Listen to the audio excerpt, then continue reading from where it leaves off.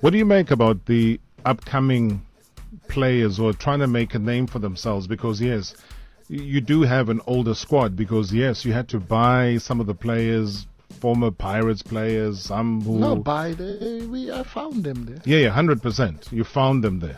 But you would want to refresh the squad, I'm sure. Yeah, 100%. And like I said, when you have success, success breeds success. You want more. Yeah. And when you want more, then you want what you don't have. And that is that it can make your team better. And when you don't get that, then it becomes difficult to maintain the same success, because the players don't have the same hunger as they had to get there. Now you've reached the top of the mountain, you've got the best views, and then for some reason players always want to come down. They don't want to stay there and enjoy it for as long as they possibly can. And that's what happened to Amazulu, and that's why we started the way we did. And you know, at our club, we have this vision, we have that, but you have to respect what is happening at Kloorkop, at Sundowns, because yes, they have the formula, they have success, but they add more to success. Some people say, yeah, but it's greediness and it's unfairness. But if you can afford it and if you want to maintain, they want to stay at the top of the mountain. They want the best views, and they add. Now, if you don't add, it becomes difficult, because they adding to better their squad that's already better than you.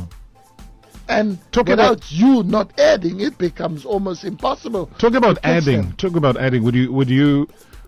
Would you get the club to buy somebody like Bongani Zungu if he was available? As they say is available, would you go and get Bongani Zungu for Amazulu? That was the number one player on my list that I actually pleaded with the club to get, because obviously we had a fantastic talent in Sbu Mabeliso, but we lost him, unfortunately, to contractual issues. He left on a free, and he's gone to Kaizer Chiefs. So well done to the boy. He's changed his life. He's gone and better himself. Whether he plays or not, it's out of my hands. It's no more my concern. And the player that I thought was ideal for this club, in the way that I want to play, in how we do things, if to get the best out of Augustine Mulenga, is to have a Mabeliso. Now you don't have it, but now you replace him with maybe even a better quality, a Bongani Salmon. And that was who I was. If I get one player or two players, it was Facundo Suarez, the Argentinian number 10/striker, goal machine for me.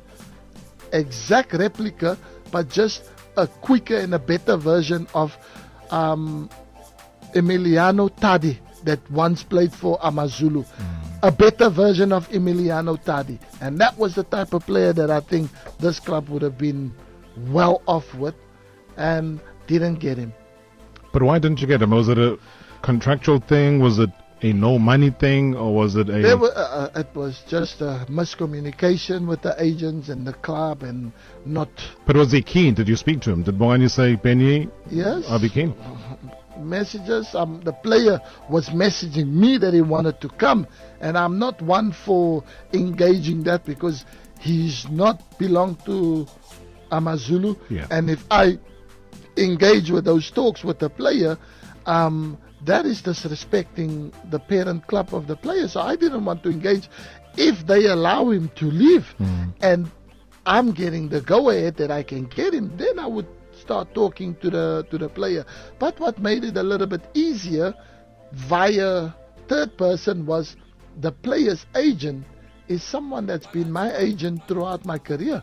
Rob Moore is the agent of Bongani Sam. So obviously Rob Moore was telling me that about the player and get the player, and I desire the player, because first of all I think he can be the best left back in the country. He's got all the attributes, and in my system, the way I play, he would fit perfect in here. So how to drop more than not see it through? Because Pirates clearly didn't want to sell, and they don't want to sell their so-called best players. But whether the player plays or he doesn't play, he still belongs to Pirates.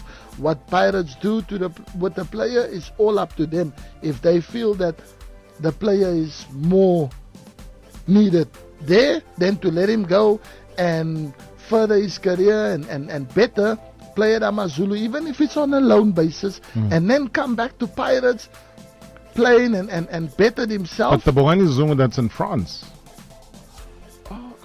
I'm talking about someone Yeah, no, else. I know which one you're mentioning now, but I'm just saying. Bongani Sam. Yeah, 100%. That's who I'm talking. Okay, No, Bongani absolutely. Zungu. So yeah, I've heard a rumor. Yeah. I've heard a rumor of him coming to Amazulu. How true isn't it? I don't know. No one has spoken to me about it. Not the president. And if the president then doesn't speak to me about it, then nothing's happened. Then it's But just where do rumors start from? Somewhere. A rumor doesn't just pop out from this microphone here and start circling. A rumor would have started by a talk maybe with the technical team to say, hey guys, Zungu was frustrated. He went to Scotland. Steven Gerrard coached him, but maybe things didn't work out. There was that whole discipline issue around him.